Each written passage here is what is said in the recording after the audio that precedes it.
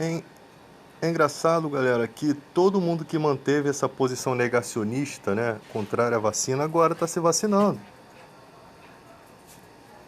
O presidente Jair Bolsonaro, ele claramente se mostra contra a vacina, contra o uso de máscara. Ele claramente se posiciona. Agora, um cara que comprou um estoque de cloroquina, um cara que não usa máscara em público, não respeita os decretos, ele está interessado em comprar vacina se a vacina vai contra tudo aquilo que ele diz?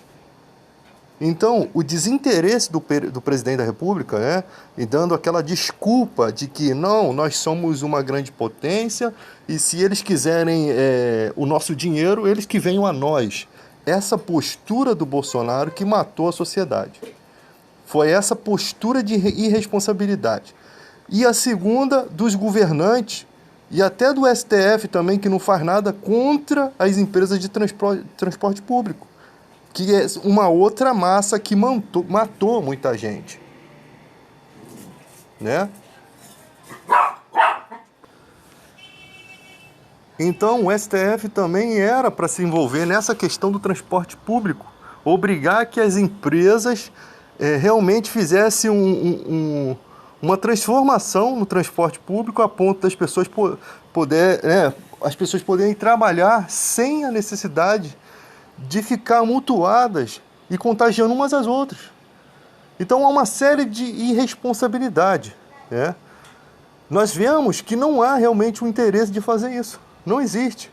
O pobre está morrendo porque os engravatados eles estão pouco se lixando para a gente. Afinal, eles saem de Brasília, entram no carrinho deles particular e vão para casa. Eles não estão desprotegidos. Ainda bem que tem um Bolsonaro lá sem máscara para contaminar eles, né? Porque senão você ia morrer pobre mesmo. Infelizmente, eles também têm que sentir na pele. Então a postura negacionista do Bolsonaro, né? E eu não sou aqui defensor de Lula, muitas pessoas falam assim, você é esquerdista, você defende o Lula. O PT, ele não roubou sozinho não, gente. Se você fizer um levantamento, se você fizesse um relevantamento real de todos os partidos envolvidos, porque ali só pegou um lado da moeda, você vai ver que tem muito partido de direita junto com o PT. O PT estava aliado à direita. Não tem esse negócio de esquerda e direita. Muitos partidos eram de direita. Estavam diretamente envolvidos. Quando veio a Dilma, quem era o vice da Dilma era o Temer. PMDB. Então a direita e a esquerda estavam unidos, até porque se o Lula fosse a caça às bruxas, ia prender muita gente da direita. Eduardo Cunha era de esquerda? Não era de esquerda. PSDB. Nós vemos claramente que o PSDB queria dar um golpe.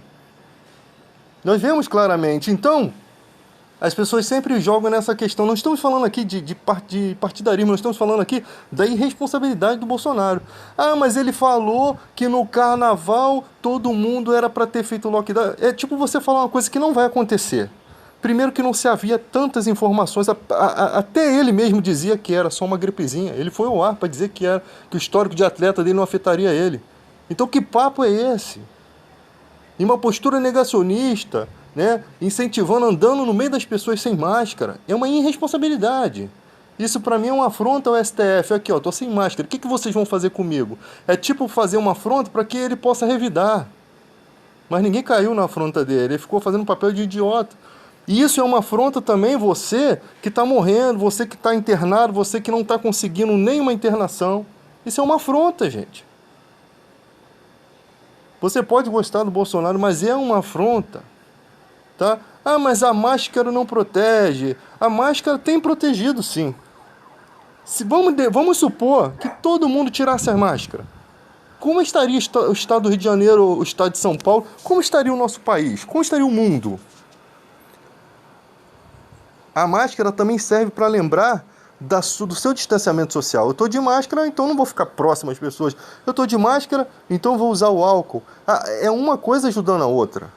Mas os transportes públicos, você não vê mais a limpeza deles após o uso, né? Você não vê a exigência do uso de máscara dentro do transporte público.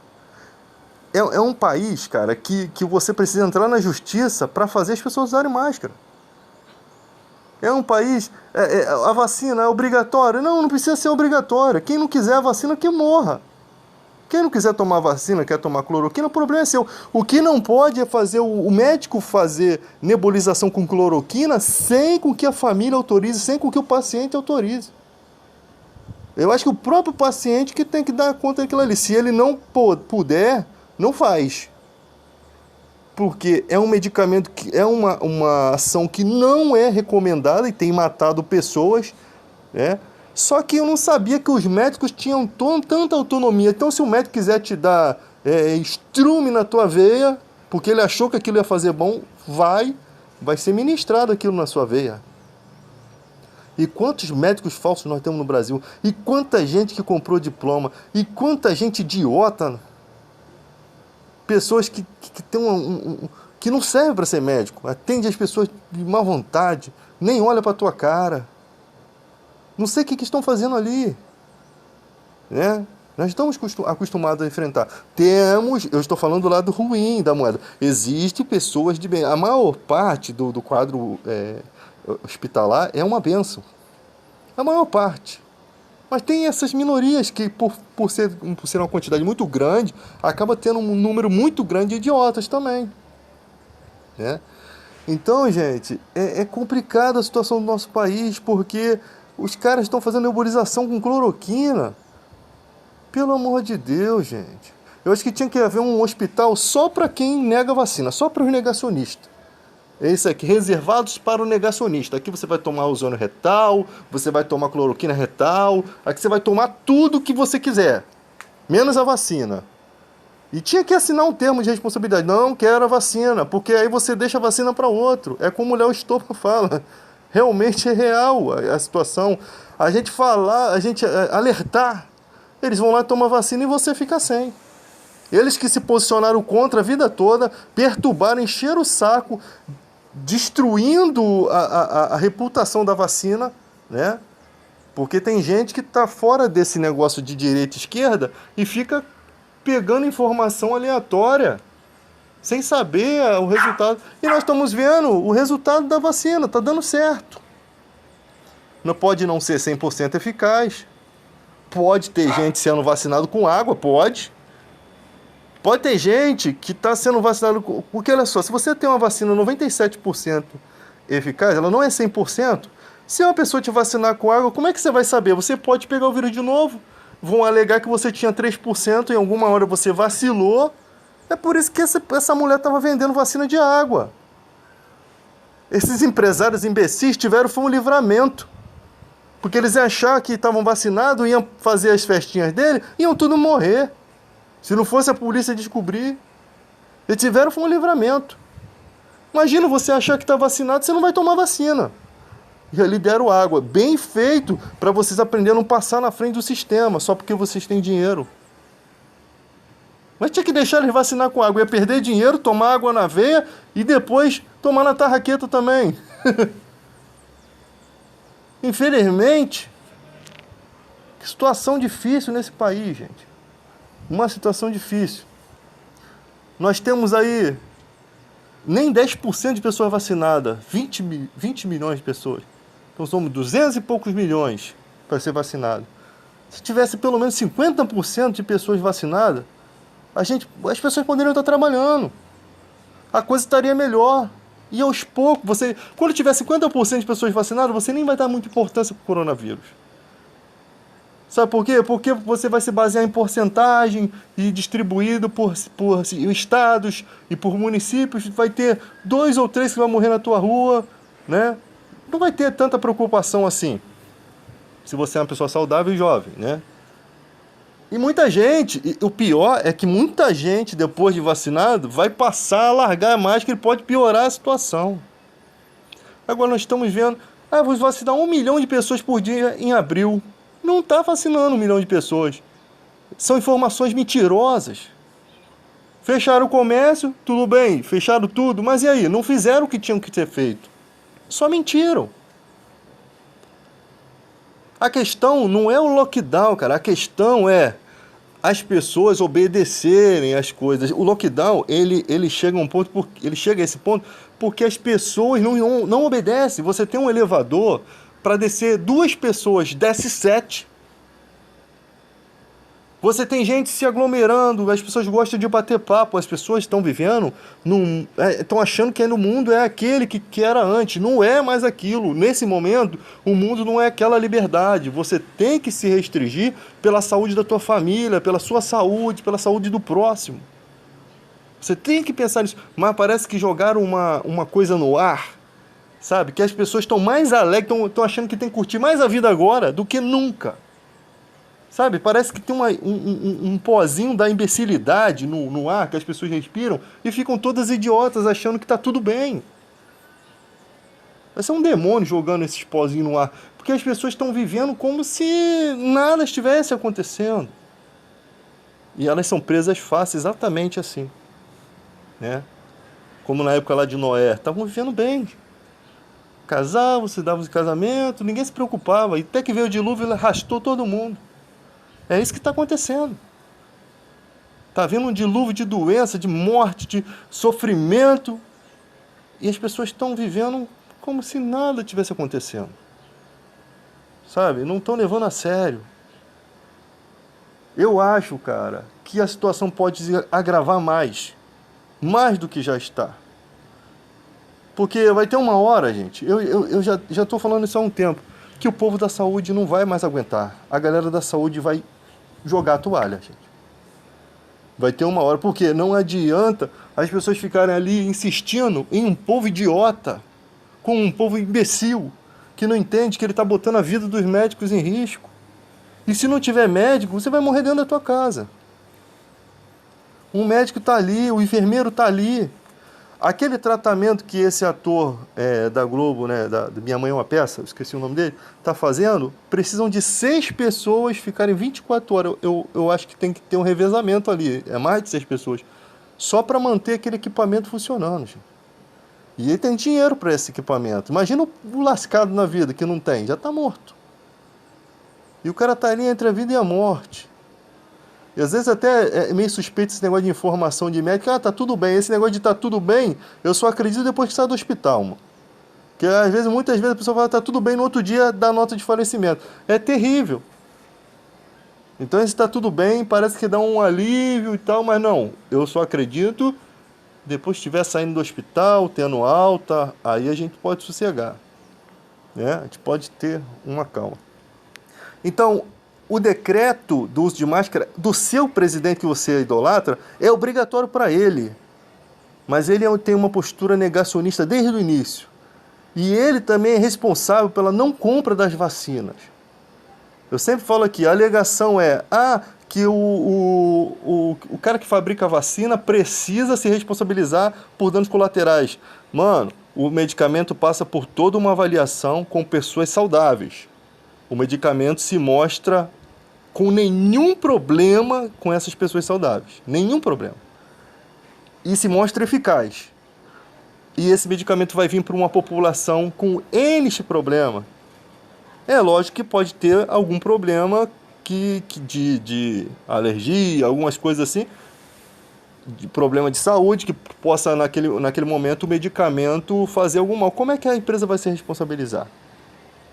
É uma postura negacionista, é uma postura de colocando empecilhos no caminho para que a coisa não desande. Porque ainda que morresse, vamos supor, se vacinasse 1 milhão e morresse 10 mil, ainda estaria na vantagem, mano.